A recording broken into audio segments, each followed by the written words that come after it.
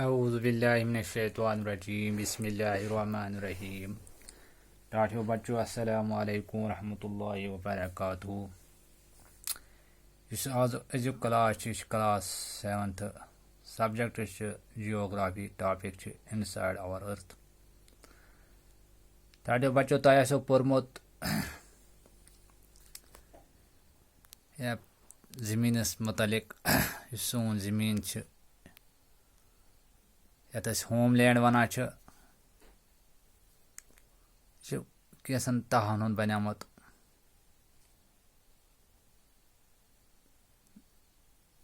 آز پرو أتھۍ زٔمیٖنس متعلق أسۍ د أرتھ از اور ہوم لینڈ از ڈاینمک پلانٹ یہِ چھُ اکھ محرک سیارٕ یعنی یُس زٔمیٖن سٲنۍ چھِ یہِ چھِ اکھ محرک سیارٕ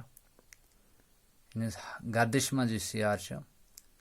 it is constantly undergoing changes inside and outside اتھ چھِ لگاتار کینٛہہ تبدیٖلی یِوان سانہِ زٔمیٖن انٛدر چاہے نیٚبٕرۍ کینٛہہ چاہے أنٛدٕرۍ تۄہہِ آسیو وٕچھمُت اکھ بوٗزمُت ٹھوٗل یا سیوٗمُت ٹھوٗل آسیو وٕچھمُت بویلڈ ایگ آسیو وٕچھمُت وِچ ہیز آوٹر ہارڈ کورنگ یتھ شل ونان چھِ مثال کے طور پر تِم ونان چھِ کنڈ بیٚیہِ چھِ آسان سُہ وایٹ ایلبینیم أنٛدٕرۍ کِنۍ ٹھوٗلس یتھ کھٲگِن ونان چھِ اینڈ راوُنڈ یاپ یۄس سُہ زوٗن ونان چھِ سُہ لیٚدروٗر گول یُس ٹھوٗلس انٛدر چھِ آسان سِمِلرلی یِتھے کٔنن the earth is made of several concentric layers یہِ چھِ کینٛہہ کنسنٹرک لیئرن ہُنٛد بنیمٕژ آسان سٲنۍ زٔمیٖن چھِ with inside and other there are 3 distinct layers of earth کینٛہہ ییٚتہِ چھِ 3 مخصوٗص تہہ زٔمیٖنٕکۍ یتھ گۄڈنیُک تہہ کرسٹ ونان چھِ دوٚیمِس منٛز مینٹل ونان چھِ تہٕ ٲخری یُس آسان چھِ کور کرسٹ کیاہ گوٚو the crust the uppermost layer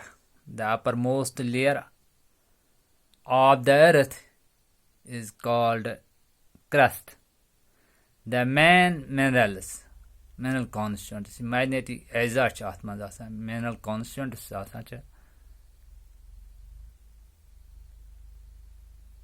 or silica and alumina.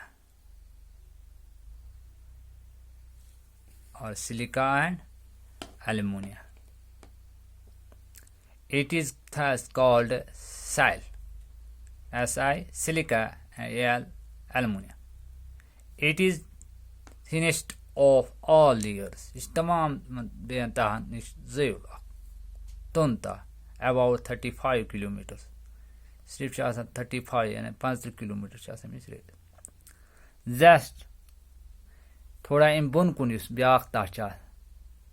Crust بۄنہٕ کَنۍ just beneath the crust another layer called a mantle which is extended up to the depth of the 2900 kilometers. أمِس depth چھِ آسان 2900 kilometers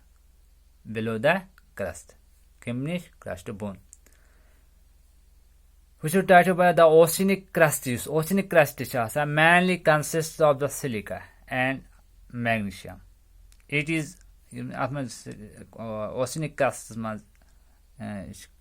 کٕمن پٮ۪ٹھ مُشتمل آسان اکھ اتھ منٛز سِلِکا آسان بیٚیہِ آسان magnesium it is mainly made of nickel and iron یہِ چھُ آسان بنیومُت نِکلہِ ہُنٛد بیٚیہِ تہٕ آیرنٕچ یۄس شستٕر ونان چھِ Thus called is Nife, N-I-F-E, Nife. N-I means nickel, F-E means iron. And iron is symbol, it's nickel is symbol. Im magniyat چھِ نیران im یتھ اوسنِک کرسٹس منٛز یُس ساروٕے کھۄتہٕ لاسٹ اِنر موسٹ لیئر ساروٕے کھۄتہٕ أنٛدرِم یُس لیئر چھُ آسان تتھ چھِ ونان کور The innermost layer of the earth is called core with radius ییٚمیُک radius چھُ آسان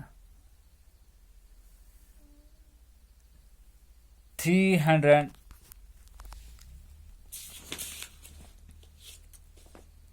3500 यानी 500 kilometers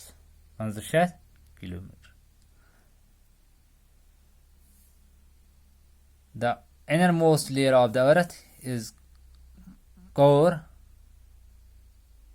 Its radius is about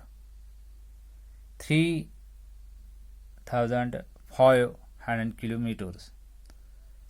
The crust forms only 1% of the volume of the earth. 1% crust जमीन को अगर वॉल्यूम निमो अमुक 1% बने crust 84% तम बने consists mantle अत पे मुश्त 40% पे mantle consist मुश्तमिल and 15% make of the core बने कुछ बने core यानी 15% core. तो टाटू बचो वुचो the radius of the earth जमीन दायरे 6361 किलोमीटर कोदा 6371 किलोमीटर. टाटू बचो यह पोड़ आज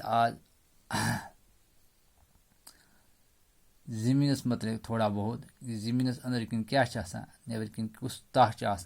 तह मतलब पोड़ आज तो सोन घर पे सोन कुल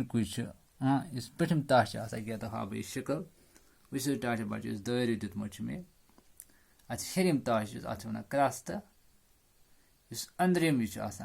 वन मैंटल अम बन कन आउटर कोर तो इनर कोर यानी कोर